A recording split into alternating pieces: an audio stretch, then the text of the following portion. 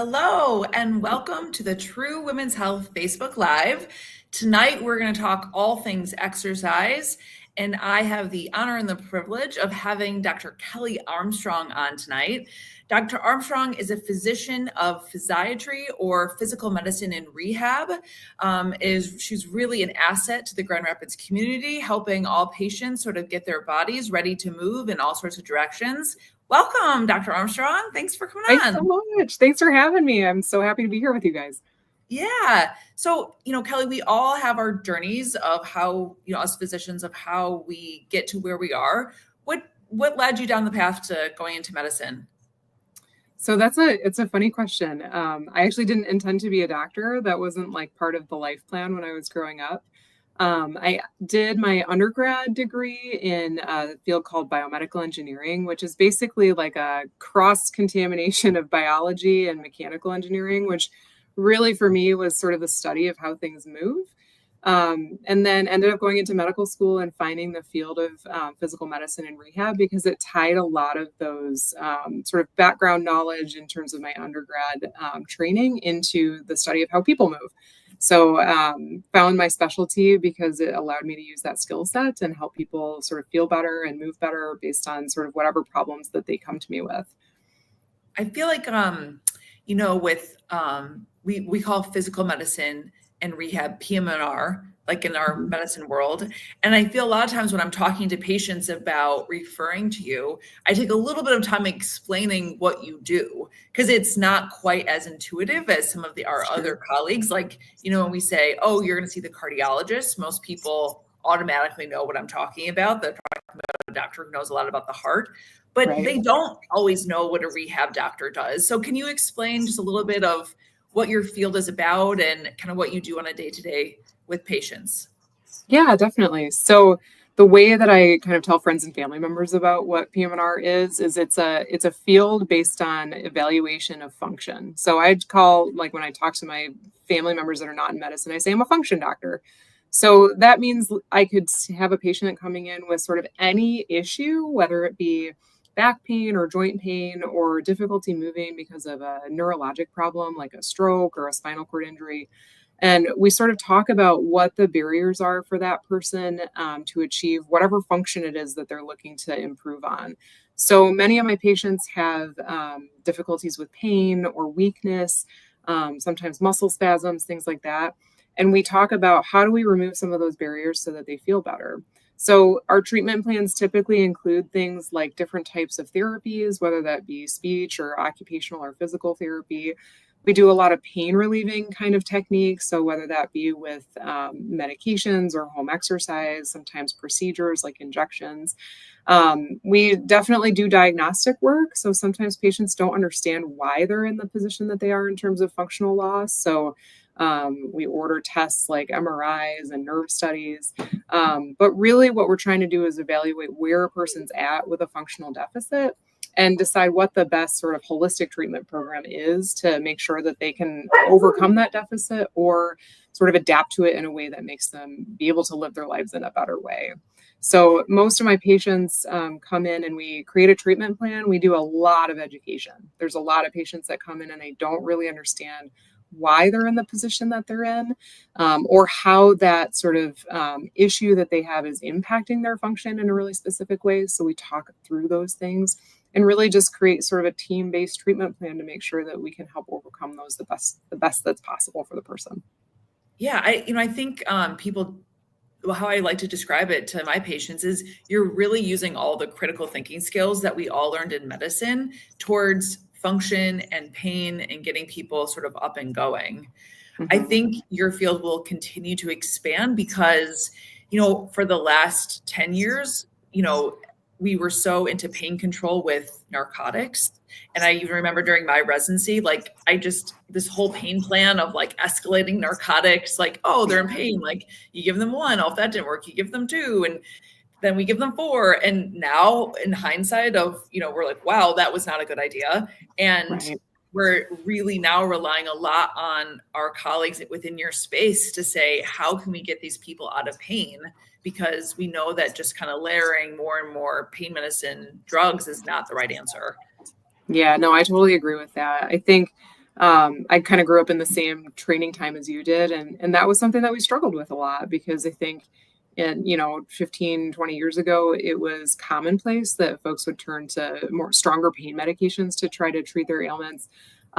When I think the research over the last 10, 15 years has really shown us that those sometimes work for folks, but they're not a good long-term solution, a lot because of the side effects and the tolerance that develops. I think too, we've noticed that there are actually other non-medication based treatment plans like movement-based science that actually help more than medications a lot of the time. And I also think that we were covering up a lot of problems by medicating instead of really understanding what the problem actually was. And I think we didn't use enough of that critical thinking and using our diagnostics to sort of get at the root of the problem to say, why are you in pain? Is there something that we can sort of correct or course correct or do something else that just isn't pain medicine? Because that just sort of was the easiest part of the plan, kind of in the logic at the standard of care at the time. Yeah, totally. Well, we're really going to get deep into sort of exercise for women, but you and I have talked a little bit about your own personal health journey, and that sort of spurred us to get to talking and having you on our Facebook Live. So do you mind sharing a little bit of your health journey and sort of how important women's health is, even to you personally? Yeah, definitely. And this is stuff that I share with patients too, because I think it's really important to connect with people just on an individual level. So I have no problem sharing kind of my background. So a few years ago, we found out in our family that we actually have a gene mutation. It's called the BRCA gene. Some of you might have heard of it. It has to do with the increased risk of breast cancer and ovarian cancer. And there's a couple of different kinds, but I sort of have the kind that gave me a really high risk of breast cancer, like 80% risk of breast cancer before the age of 80. And a similarly high risk of ovarian cancer. So I had some decisions to make at that point because it's sort of like, what the writing on the wall is. And you have to either take steps for screening to help with prevention of those types of cancers, which means the choice of, going through things like mammography or ultrasounds or MRIs every 6 months versus sort of definitively taking care of your risk reduction by deciding to undergo surgery. So I ultimately decided that that was the best course for me. I underwent surgery. I had a bilateral mastectomy in 2021. I also had a hysterectomy and had my ovaries removed around the same time, really just to sort of reduce that risk of those types of cancers as much as I can. So the risk reducing, not eliminating, but it's much, much better for me in terms of risk reduction. And just to sort of summarize what that means. So, having a mastectomy means that we're sort of removing all your breast tissue, which, in terms of overall health may not be impactful, but obviously personally, it's a huge decision for a woman. Yeah. And then we're talking about removing your uterus and ovaries, which taking out your ovaries means then that's how our body gets the majority of our estrogen and other sex hormones. So when you take those out, then your body obviously won't get that. We've talked a lot about, in our space of what a woman's body does without any estrogen. Mm-hmm. And you know what, even being a physician, like, as you know, Dr. Egan, that's, you're really good at what you do. I'm not a hormone specialist. And so I didn't even have the knowledge before I had those surgeries about what exactly that meant for me, aside from I knew I was in my 30s. I probably was going to need hormone replacement to some degree. But I had absolutely no idea how that would change my body after going through those types of procedures. So that was something that I had to kind of learn along the way. Yeah. I think it can be hard to have that procedure done and have thrust yourself into menopause. We call that surgical menopause, right? Versus natural menopause, when your ovaries sort of slowly over time stop producing the levels of estrogen that it did before. And it can really be like, almost like, like hitting a brick wall, because instead of just that gradual tapering off that happens, it's like none, boom, gone. And your whole body really can change. I don't know if you had any symptoms that were, if you don't mind sharing any symptoms that you're just like, oh my gosh, I didn't realize that this was so impactful, or my estrogen was out in this realm.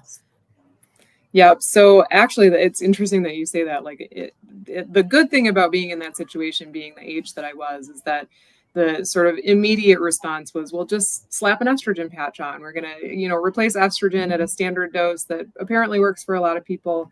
And maybe that works for most people, but it didn't work for me. So the first couple of weeks after surgery, after having my ovaries removed, I started to notice that I was having a lot of trouble thinking, especially with short-term memory. It was really difficult for me to remember sort of what I'd done the day before or remember where I put things around the house. And it got to the point where I was like, I'm not sure I'm going to be able to go back to work with as difficult it is Wow. for me to think. Yeah. So the other thing that I was thankful for that actually came on was I started to have migraines again, which when I had periods, that was sort of a sign that I knew a period was coming. So I knew it was something that had to do with hormones. But I couldn't have told you if my estrogen was too low or too high. I had no idea.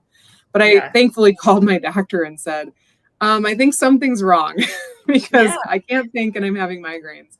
And fortunately, she was able to adjust my dose so that those things went away. But that was a really, really stark kind of thing that I experienced, especially with thinking.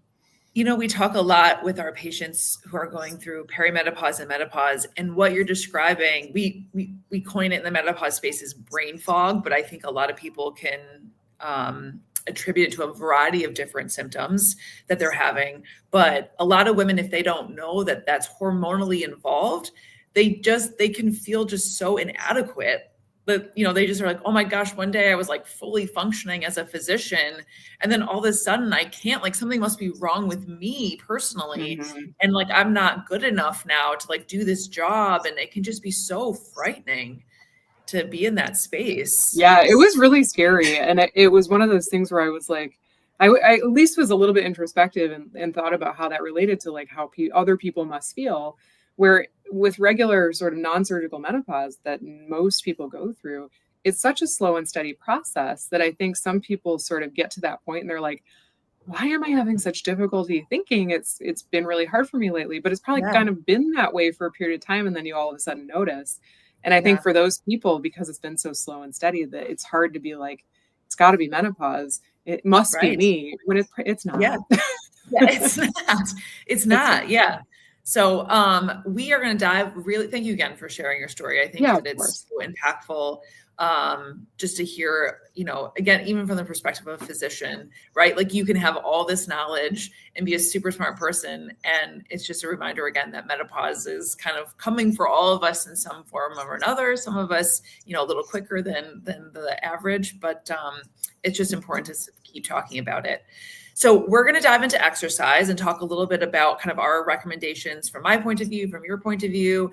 Anyone Sure. out there listening, we love questions. So that now's your time to ask, a rehab physician kind of her take on, exercise and rehab and anything that comes up.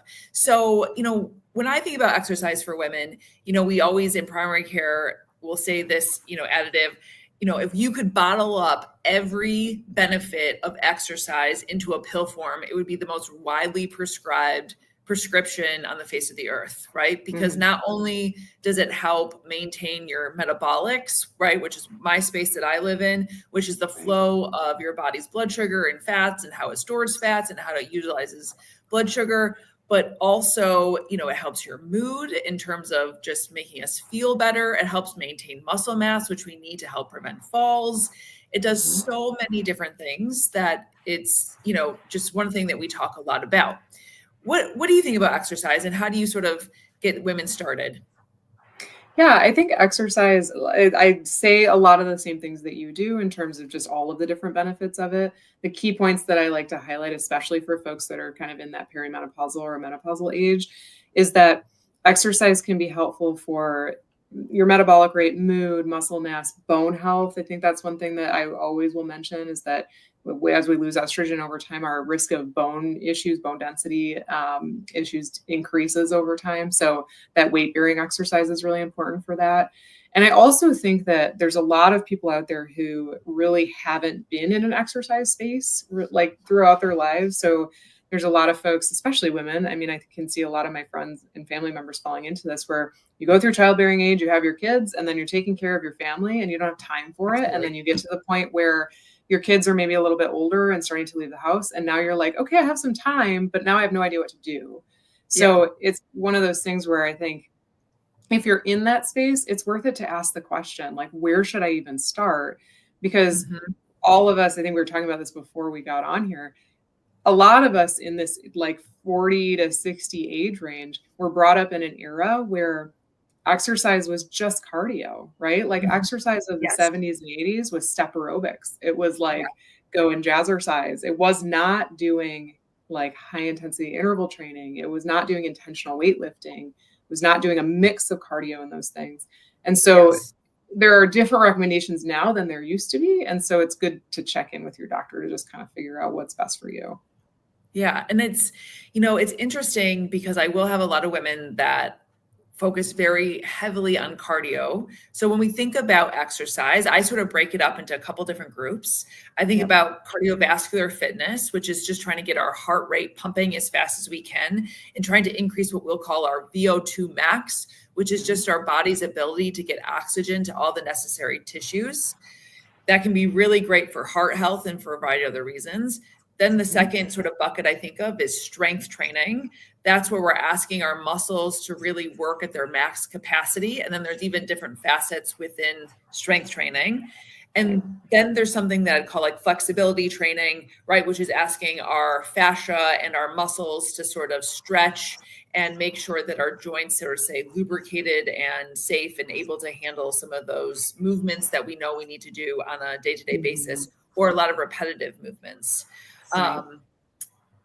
Cardio seems just to be the easiest thing for women to wrap their heads around. Like they're kind of like, oh, okay, like I get it. Like I'm just gonna go for a walk or, a jog, or, I have a lot of people that are like, I'm like, oh, you're gonna exercise. You're like, I just can't jog. I'm like, oh, like that's okay. Like jogging is not the be all of exercise. Right. And so, we sort of talk about trying to take a little snippet from every one of those buckets, right? The basic advice that I sort of give women when we come in is even just writing. We talk a lot about goal setting, even writing out like what you want to do in terms of function. Where do you see yourself in 10, 20, 30 years? What do you want to do?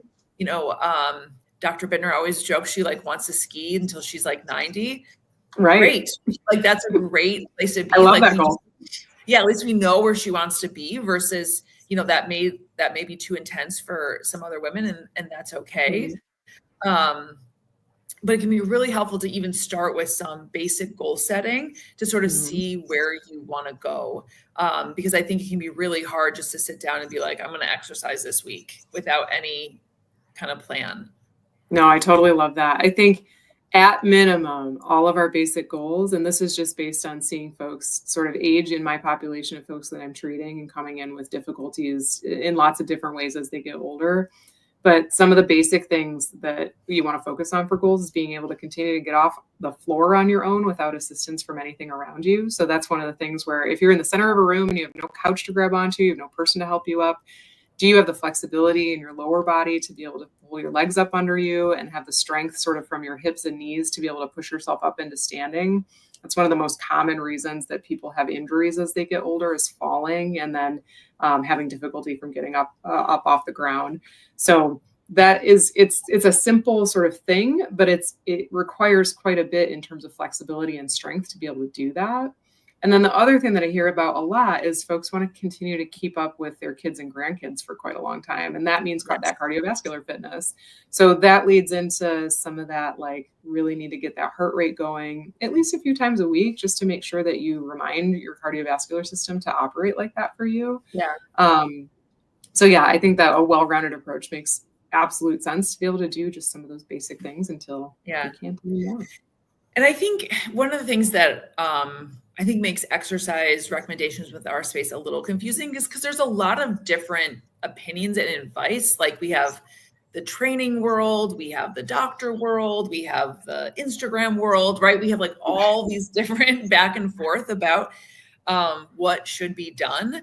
I think in terms of cardiovascular fitness, a lot of the times I'll recommend women, we talk a lot about heart rate and heart availability, which I think can be tough if you don't have the right equipment. I talk just about breathlessness, right? We try to get to that place where you're a little breathy, like maybe not that you couldn't have any conversation, that you're like, right. Like, yeah, that would, that's like the ultimate of kind of your cardiovascular max, but that it's still a little difficult to have a conversation. You're not walking so slowly that you can talk endlessly with your friend. right? We need a I think little. breaking a sweat, like a really small sweat in that capacity, is also a good indicator that you're getting that heart rate up into the point where your body's starting to need to cool off a little bit. Yeah. We would call that to be like zone 2, or, that's what sort of the world would describe it as, or the fitness world. And a lot of that has to do with heart rate, but I think it can be helpful to think more about your breathing, just because it's such an easier way of monitoring that versus trying to think about how you're going to get your heart rate monitored. I am a big believer in strength training. I honestly, when women come to talk to me first, I will recommend talking about strength training and educate on strength training more than I'll talk about maybe cardio. One, because women, again, already kind of have an idea of where they want to go and have done that before. And so strength training to a lot of women is brand spanking new. Right. I will even admit I was like a student athlete, right? Even when I was little and then in high school, and I kind of thought I had a sense of strength training. And then the deeper I got into it, the more I realized I did not, right? And I used myself, I was like, oh my gosh, like I really need to learn more about this. I cannot, and as my last 3 years, I've really dedicated a lot of time to strength training, and I'm shocked how much stronger I am, even though I would have considered myself a pretty fit, strong person before. So I cannot overemphasize to our patients how important strength training is. What are your you see? No, I totally agree with that. I think we're similar ages, and we grew up in a time where like you did athletics as a high school student, or even I did club collegiate athletics. And it really wasn't about strength training. And like the guys were in the weight room and they had like a programmed something that they were doing there, but the female athletes never were. We would do like 10 minutes of conditioning, like around our track practices. Right. And so I totally agree with you. I actually, I think about strength training now for a couple of different benefits. So obviously you want to be strong, and being strong is not about like showing your muscles and like seeing this definition. It's not about that. It's about protecting your body. So as we get into our 40s, 50s, and beyond, we're going to start to notice that some of our joints are a little bit more irritable just because of time. Like arthritis is not a naughty word. It's a fact of life. It's something that happens to us no matter what we do. Yeah. Right. Yeah. Like I have patients that are like, oh no, I have arthritis. And I'm like, of course you do. You use your body. Like that's part of it. But it's your strength training and your muscle mass that actually protects you from having that arthritis be irritable. So if I think about like, I don't want to get up and do my strength training workout today, I actually have that mantra in my brain, like, well, you'll like it in 10 years, 15 years, 20 years, when you start to have a little bit more arthritis in your hips, and maybe you would notice it if you didn't do this. So no, I love strength training. I also think that there's a big education deficit, especially in our age group, because we weren't brought up this way. Yeah.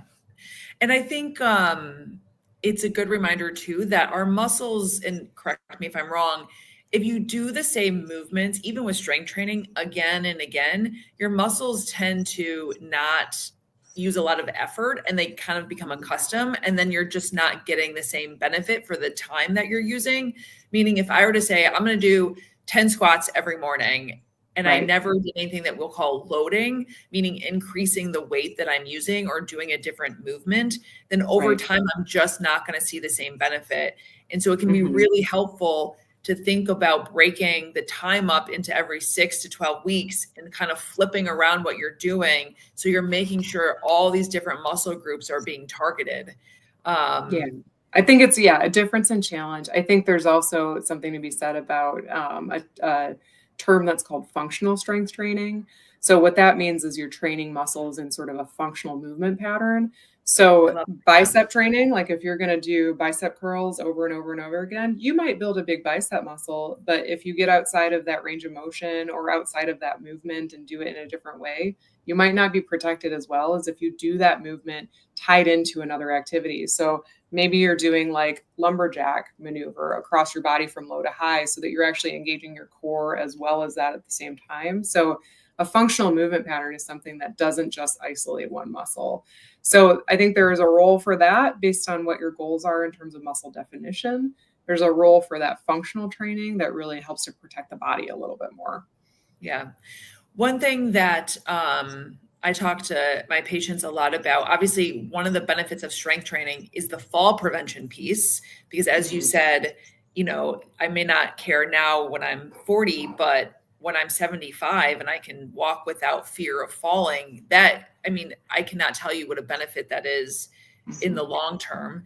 And strength training, not only does it provide power, but it provides some of the neuromuscular wiring memory that's there. Meaning if you're asking your muscles to sort of go into odd places like a lunge, you're practicing that movement so that all those nerves can fire and be there for you when you need that step in kind of an awkward position. Mm-hmm. Think about it like muscle memory. Like, what are the things you do all the time? Like there are some people that are excellent at crocheting, right? Like you don't even have to look at it. You just do it and do it and do it. You can do that same thing just with a bigger movement pattern. So I love a lunge as that example. Yeah. I also think that it's really important to talk with women about. So when we think about strength training, we'll call it eccentric training movements, right? Where you're pushing something, like I'm like pushing a tire. But then there's also what we'll call concentric movements, which think about I'm preventing something from coming back at me. And a lot of times that's super important to add in. It's something that we don't necessarily think a lot about because it makes a lot more sense to do, like you said, a bicep curl, which is like an eccentric movement and you're moving that muscle. But a lot of the times, particularly with your lower body, that can be helpful for fall prevention because you have that muscle memory to help slow your body down if you trip or fall or do something. Yeah, I think that's a great idea. Believe it or not, I was actually talking to some I forgot which trainer. We talked to a lot of trainers, but this particular trainer had worked with PGA golfers, and all they do is concentric training because apparently all it is slowing that swing down because that's like where all I'm not a golfer, but that's where all the true power isn't so much that they all have the power to get it. It's can they move their body in the right way in a slow fashion to hit the ball at the right angle. And I just found that to be just like, so that kind of blew my mind. I was like, whoa. Yeah. More about control than power, I think, in that situation. Yeah. And so it is just helpful to keep thinking about rotating those through and it is worth your benefit of spending a little bit of mind space of writing this down, educating yourself, seeking out other assistance if you need it. We have, we work with a variety of different trainers in town. We have a variety of different online programs that we recommend for people. And we do try to match people with what makes sense for them financially, because we know that can be a huge investment. Yeah. But it is worth a little bit of time just to even think about it, because truly over the next couple of decades of your life, it is worth that mind space. Mm-hmm. And I will say too that over the past probably 5 years, there has been so much more free online content, free or like relatively inexpensive online content, where like I can tell you that like in my exercise program, I never leave my house because it's just not, you know what? I have a set of free weights, I have a yoga mat, I have like a bike that I use, and that's good enough. I get my heart rate up, I got flexibility and strength training. So it doesn't need to be like participation in classes in the community that cost money or group exercise if that's not comfortable for you. Like whatever, like when my patients are like, how do you stay fit? What do you do? It is about what I do to some degree, but it's really about what you're comfortable with and what you like want to invest your time doing. Yeah. And I think that's so important to remember, because I do have a good chunk of like women that are my patients that would say, I cannot go to a gym. And I get it. Yeah. There's sometimes I'm walking around a gym, I'm like, ugh, this is the worst. Right? Like for a variety of different reasons. And there is, just know that we're always here to talk to patients about some of that content that's out there. And it really is enough to meet you kind of with where you're at. Definitely. Sure. Okay. So we get women exercising, right? They're doing all the different things, but inevitably something that can happen is an injury, or they have pain. Where do you get started, and what do you hear some of the tips about recovering from like feeling sore or just kind of over exercising? Yeah, that's a great question. So if for a person that has not been sort of historically an exerciser and is getting into it as sort of like a new thing for them, it's pretty normal to expect that you're going to be some sore when it happens, right? Like having muscle soreness. I think all of us have walked for too long, have done too much and sort of stressed our backs or done something that caused muscle soreness. That's not sort of that fire alarm sort of pain, but you can feel your body. And I think it's important to distinguish between that sort of soreness sensation where you're like, I know I'm sore because I did something heavy and I expect that it's going to be gone in the next few days, where we're really kind of focusing on supportive care, stretching, heat, ice, whatever feels best for you, maybe anti-inflammatory medication if that's appropriate for you. But really sort of understanding the difference between that and something that is more like the fire alarm pain, where you're like, okay, no, I did something wrong and this does not feel good and it's not going away like it would in another case. So if you're in that situation where you have actually hurt yourself, then it's time to establish sort of in your brain, like how much help you actually need. Like if you're a person who really hurts yourself to the point where you're feeling like you're not sure you can, safely get out of the house or do your daily activities or things like that, I think urgent care is a really good sort of place for that sort of symptom profile to live, versus call your primary care doctor and say like, hey, Dr. Egan, I am not sure that that this injury is going away, maybe be seen in the office for an evaluation just to make sure that you're not missing something bigger that could be sort of treated in the moment and doesn't need to get worse over time. Yeah. When a lot of patients call me with injuries, I think the thing we're trying to do is to try to get them moving again as fast as we can. And so, whether we're talking about doing heat or ice or anti-inflammatories, we do have sort of plans in place for people when they call us with injuries, just to get people up and moving. Because I think what we don't want to do, and this really has turned the recommendations, I would say, even over my medical career, was we used to say, oh, like you're hurting, like, oh, bed rest. Just rest. Just rest, right? And which we found was that may be okay for a really short period of time, but really a lot of these injuries, we still want people moving because the more rest you do, the more muscle mass you lose, then the more you hurt, and it kind of creates a bit of this snowball. Yeah, I think there's a lot of people too that experience muscle spasm in the setting of injury. So that's one thing that I'll educate patients on all the time, is that when you have an injury, when you have something that's a pain generator in your body, you don't have any control over the fact that your brain sends a signal down to the muscles that are close by and tells them to tighten up. That's just the way that your brain protects you from further injury. There's really nothing you can do about it besides stretch and sort of move gently and try to sort of wake those muscles up in a more functional way. And a lot of people that experience that muscle spasm will say, oh, it feels really terrible. I don't want to move. It does not, like, this feels like it's going to be worse if I do move. But we know that gentle stretching, heat, gentle movement typically does make that better over time. Now, I don't know if you've noticed in Grand Rapids, and I know across the country, there's a lot of these stretch labs. What are your thoughts? Oh, yeah. I love that question. I'm intrigued. I've actually, I tried it because I was like, I got to know what the, yeah. What are your thoughts? So I think, so stretch lab, this is almost like the same question to me as like the chiropractor question. I have patients that ask me that all the time, like, yes or no, should I go? It is a difficult question to answer because every individual therapist, every individual chiropractor has a different set of skills, has a different approach to a problem. And so I can't sort of give a blanket statement about like, never go to the stretch lab, because I truly don't feel that way.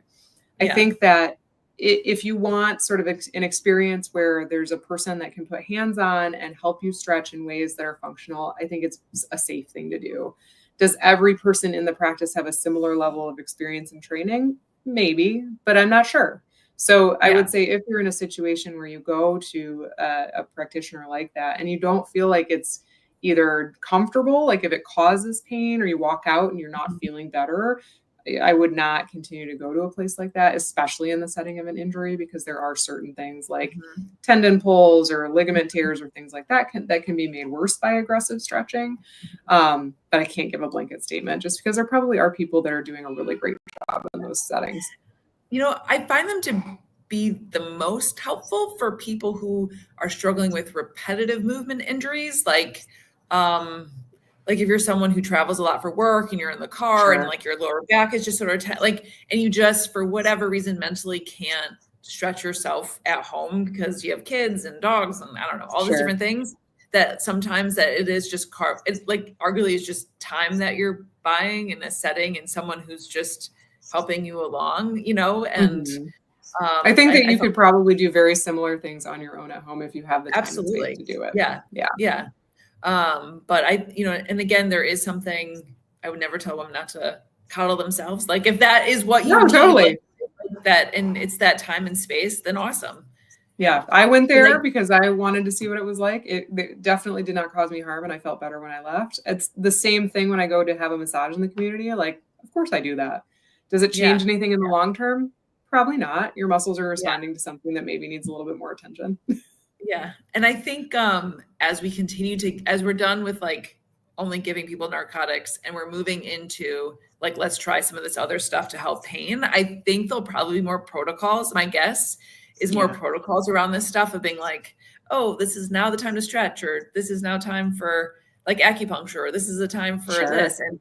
And sort of seeing what I'm excited to see the next 10 to 20 years and what that looks like for people. Cause I think now it's a bit of a wild, wild west of trying to understand what to do and when. Yeah. And that's, it's good. It's interesting you say that, because there are definitely things that are evidence-based. There are things that I can say, like, there are studies that show that this is helpful. Like using rest, ice, inflammation management, compression, those things. Right. Sure. For an acute injury, very evidence-based, helps a lot. But other things, there's not as much evidence. And that doesn't mean that they're not beneficial. It just means that we just don't have as much evidence. So don't count anything out until you see an actual research paper. Yeah. And I think pain is, I mean, what we're learning, just like obesity, pain is so multifactorial and so complex. And like a lot of it depends on the person and even the person at that time, right? Like you could have an injury when you're 20 and now when you're 45, it's completely different. And sort of speaking along those lines, you know, women, when they're going through in their 40s, right, we're headed into that perimenopausal time, our body has these massive hormonal fluctuations that actually does translate into like fascia tendon, like tightness and injury. You're more prone to injury. Do you see that more common in women in their like 40s and 50s? Do you see any like feedback of women during that perimenopausal time? Yeah. So what we start to see, especially with estrogen changes in sort of the down direction, is more issues with tendinitis. So folks that have been like historical runners or historical people who have done like biking or just, you know, endurance-based exercise that requires, you know, a constant movement pattern, that they start to get tendinitis even though nothing else has changed. And so for a lot of these people, they're like, why am I all of a sudden like, why is my Achilles tendon and my ankle hurting? Why are my hips hurting? Like, what is this new thing? Even though my body doesn't respond any differently when I'm doing my activity. And I'm like, well, I think I'm like, how close to 50 are you? I mean, where are you in that sort of menopausal, you know, pathway? Because I mean, I don't have to tell you this, but it's a gradient. It's not like one day anybody who's going through typical menopause wakes up and is like, I'm in menopause now. It's like a long 10-year more process. So anywhere along that line. Yeah. You know, we definitely talked, and I think even more, again, not only do you have your fascia, which is connecting your muscles to your bones and kind of keeping our body together, but we also then, even with the loss of testosterone, which is a hormone that your ovaries make and women still need, we see a loss of muscle mass that comes with this time. So it's kind of like this double whammy of like, you're a little bit more tight, you have a little less power, like injuries just happen. And so ever more reason to kind of double down on that plan and thinking about what you're going to do in terms of a strength training program to continue to do what you love. Like if you love running, right, we just have to support that habit and keep on like using all these different muscle groups so that your body can maintain the power to be able to do that and optimize your hormones, obviously. Yeah. And I'll say too, I mean, this is like another just personal thing, but I'm using testosterone now as it's just part of my hormone therapy plan. And the other thing that I noticed specific to exercise with that was not only just maintenance of muscle mass, but a little bit more energy to be able to do the things that I want to do in terms of exercise. So that's been helpful. I like to think I don't think, you can correct me if I'm wrong, but I don't think there's studies that really heavily support bone health, but I like to think that it has something to do with bone health as well. There's a small amount of evidence. I mean, it's definitely not FDA approved for women, which is and mostly we talk about that in the sexual health space because there's a lot of great evidence to support the use of testosterone for women who have low libidos. Right. And that's why in our practice, we probably prescribe it more often. I kind of make That's the reason why it was prescribed for me. So, yeah, I'm sort of getting deeper as I get deeper into the hormonal space. I'm kind of like, I don't know why everyone wouldn't want, as they go through menopause, like to have it optimized, I would say, yeah. because of, it just makes physiologic sense in terms of bone health and muscle mass, even if your libido isn't a problem, to Right. want just that hormone optimized. And if we have sort of the tools to do that, why not? In the Instagram world, there's a lot about huge doses of testosterone for women, which we don't necessarily advocate because it's like, we'll call it supra-therapeutic, meaning if your normal levels here, we're like getting way high up here and we just don't have any knowledge of what that looks like. And then we start worrying about other side effects, which could be like rapid growth of cells, which is cancer, Right. and we get a little concerned about those supra-therapeutic levels of testosterone for women. Yeah, that makes total sense. I think that the way that I was sort of educated about it is that we want sort of like back to where you would have been with all of the organs that you were supposed to have, not more than that. Yeah. It's right. Because it's not about correcting it to a higher level. It's really about just preservation of what you would have had. Absolutely. So, you probably see a lot of heavy exercisers that have an injury. Do you have any preventative advice for our heavy exercisers? Yeah. So most of the time, my heavy exercisers that get injured are folks that do endurance-based exercise. So we have a lot of runners in our community. And it's those that do a lot of running and are not balancing it with things like strength and flexibility training. So I would say that if we're looking truly for prevention, we're looking at really balancing those things out, which if you're a marathon or a long distance runner, that's hard to do because you're doing a lot of time doing your endurance-based exercise. But I play devil's advocate with those folks and say it doesn't take that much strength and flexibility time to make a big impact. Yeah. So, and we're talking about 2-3 days a week of 15 to 20 minutes of lifting, doing some mindful, like 10-minute flexibility training at the end of your runs. It's really not about like replacing a run with any of those things. Mm-hmm. And I was talking to a trainer who does a lot with like higher level athletes, like Olympians. And he was like, Olympians train differently all year. And so it's not like, you can have different training periods where if you have a race and obviously you're getting ready to train a little bit more and pushing your cardiovascular fitness, but there's times when the race is done and maybe then that's the time when we really need to focus on strength training and flexibility training. And so you can kind of break up your time into the year into kind of different pockets of kind of, again, trying to get women to where they want to be in terms of exercise goals. Yeah. And I would say keep in mind too, that there are some types of exercise that like cross over. So like swimming, for example, is a really, really great cardiovascular exercise, but the resistance of the water is also strength training. So like for those of you that are really interested in getting that heart rate up and maintaining your VO2 max, swimming is going to be a good place to do that, but you're also going to get some of that strength training based on just pushing yourself through the water. And you can do that with mitts or other types of things that are attachments to your body that can even up that ante. Speaking of which, I'm sort of curious, and this is we did not prep this question, but what do you think of rucking? Have you heard of rucking? What is the rucking? Weighted vest? The weighted vest. Oh, yes. I see people rucking in the community all the time.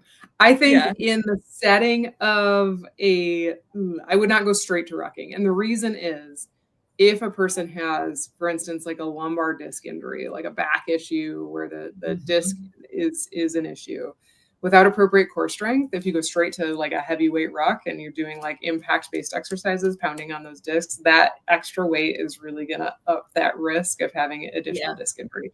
So gradual progression up to a heavy ruck, cool, fine with that, great for training, but don't start from nothing and just start doing that. I kind of, being an obesity medicine doctor, I feel like on one hand, I've been telling people, oh, like lose all this weight, like it'd be so much better for you.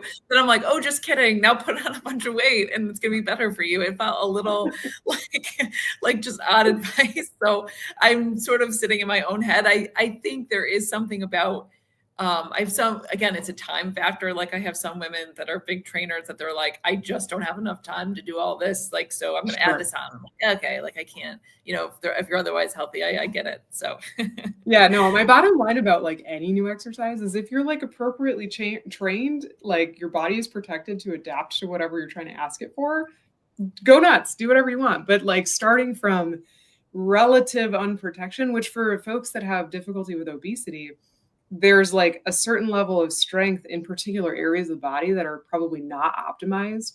That's the difference, right? Like somebody that's an athlete already and puts a rucksack on is probably strong in most of the areas that they need to be to support that.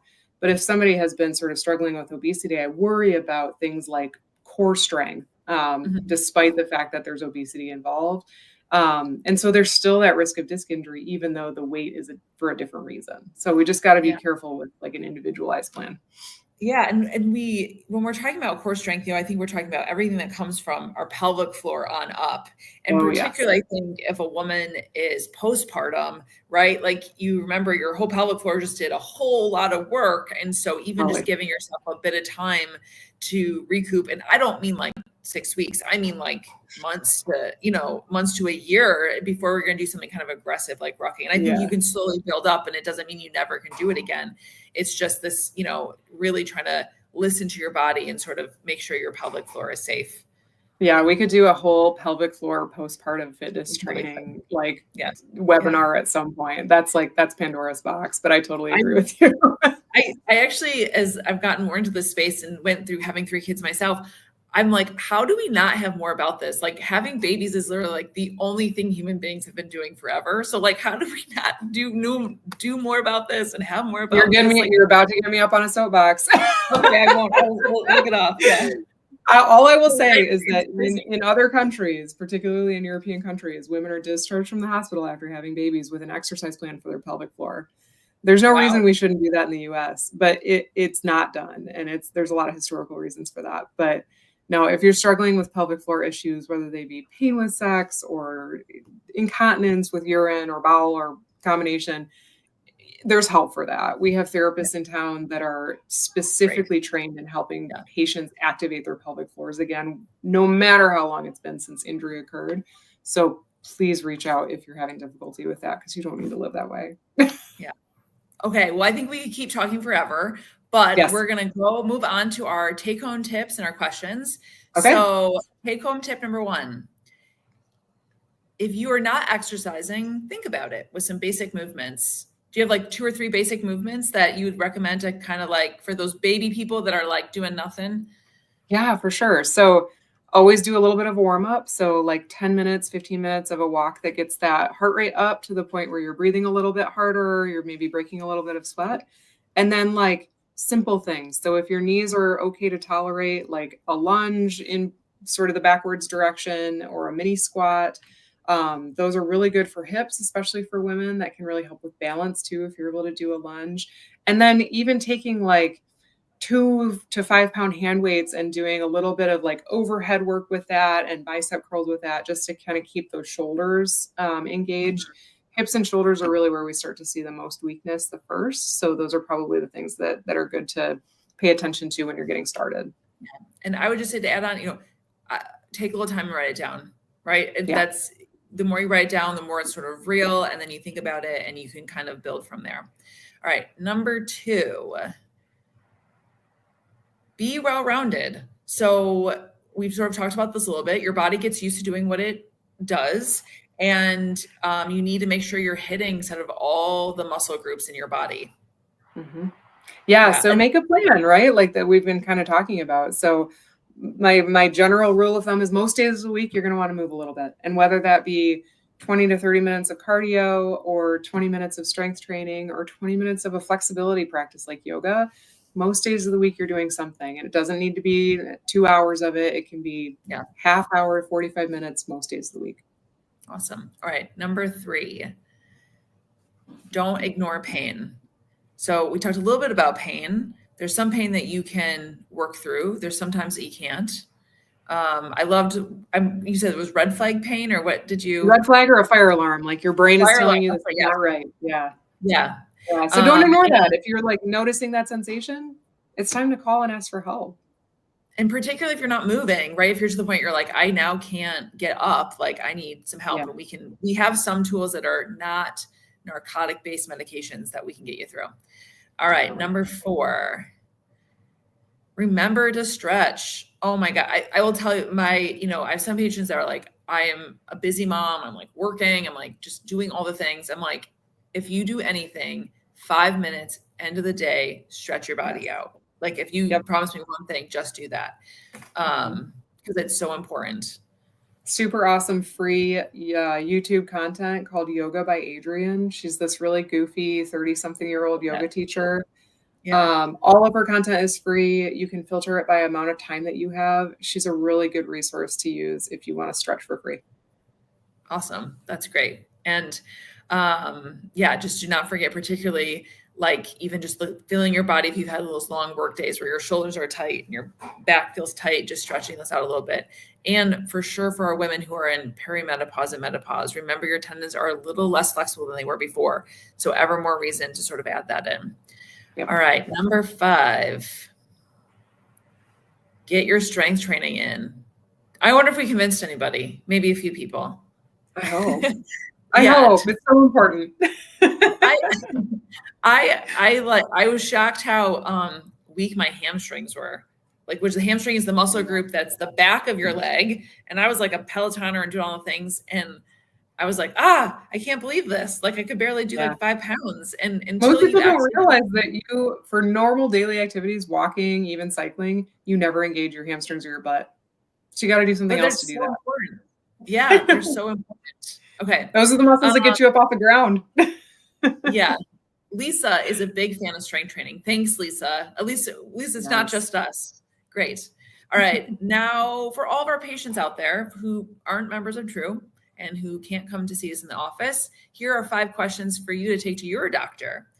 So, number 1, what is my phase of ovarian function? So, one of our missions here at True is so that every woman knows what their phase of ovarian function is, so that when they're having symptoms, they can contribute possibly to any hormonal shifts. And so they don't take on, like we've already talked about, a little of that own personal guilt of maybe having brain fog or night sweats or muscle injury, and they know where they're at hormonally before they go on to that next stage of diagnostics and treatment. So it's such a good question for every patient to ask every woman to know, and their doctor should be able to answer that for them. Mm-hmm. Number 2, am I a candidate for hormonal therapy? So we're calling it menopause hormonal therapy now. If you're a woman who's struggling with repetitive injuries, you're in that perimenopausal time, you're having brain fog, it's definitely worth a conversation. I would tell all women, I think every woman deserves to have that conversation. You may have an issue, another medical issue that would make that be a contraindication, such as breast cancer, but it is at least worth a conversation with your provider. And thank God, Dr. Armstrong got hormonal replacement therapy, and she got her brain fog cured and was able to get back to work and continue to. I can actually think. I really have a place in my heart for all of my menopausal patients who are like, I got brain fog. I'm like, I know, that's hard. Yeah. and let's talk about it. Yeah, that would be such a lost asset to our Grand Rapids community. And she's also a teacher of medicine at Michigan State. So double whamming, being an asset here for all of us and all the patients in the future by being a teacher. All right, number 3. Am I a candidate for testosterone replacement therapy, even though I'm a woman? So just a reminder, women still need testosterone. They still make testosterone. It is necessary for our bodies. You don't need a lot, like way more than you would normally, but you do need some. And you may be someone who would benefit from testosterone replacement. Now, there is no FDA-approved version for women, but you can get the FDA-approved version for men and just use a really, really small amount. And we track that with labs and make sure that we're not going too high. Obviously, there could be a risk of of shooting too high, but honestly, we don't see that with such small amounts that we give women. But of course, we would talk about that, and we're always there to ask questions. we're gonna, and I know Dr. Armstrong, you're gonna do this too, continue to watch the data about muscle mass and bone health as women age, because if you cardiovascularly, if you have a good heart and you've done all these great things with exercise, the absolute last thing we want to take women out is a fall and a hip fracture, because that just is such a waste. When you can exercise and making sure and do a bunch of things to keep your muscle mass up. Okay, number 4. Is it safe for me to exercise and really push it? What are my limits? So, if you're having repetitive pain, repetitive injuries, it's worth a conversation with your primary care doctor to do some of that critical thinking that comes, with pain evaluation. And if they can't do it, then they should refer you to someone like Dr. Armstrong, right? A rehab physician who can use all of their knowledge and critical thinking to come up with a plan for you. And most cities have, these specialists in town, and it can be really helpful to have even a one-time visit just to have a review of how you're doing. Yep, we do a lot of that. We do a lot of exercise coaching. That's one of my favorite things to do, is kind of go over somebody's exercise plan and understand where their barriers are. And there are very few people that come to me and I tell them, you shouldn't be doing that. Like, if you love to run and you really want to continue doing it, let's look at all the different sort of reasons that you can continue and the things that you can do to support your body to make sure it's safe. So yeah, it's worth a talk about it for sure. Yeah. Wow, you're better than me. A lot of times they're like, oh, you can't run ever again. I probably should send them to you first before I make that. I have so many patients that are like, my doctor told me I couldn't run anymore, but I have this plan that I want to do this race. And I'm like, okay, let's talk about how to get you there. Perfect. Thank God you were here. Awesome. All right. Number 5. What are my rehab options? So obviously there are a lot, and sometimes it is tailored. Like, maybe you just need to see a pelvic floor specialist, right? Because that's where you're doing all this exercise, and but your main barrier is maybe you're having a little bit of incontinence, which is so common. Oh my goodness. Like, women will come in and be like, oh, like I'm kind of embarrassed. I'm like, do not be embarrassed. We see this all the time. So, or they'll say, I just pee and it's normal because I've had 3 kids. It's not.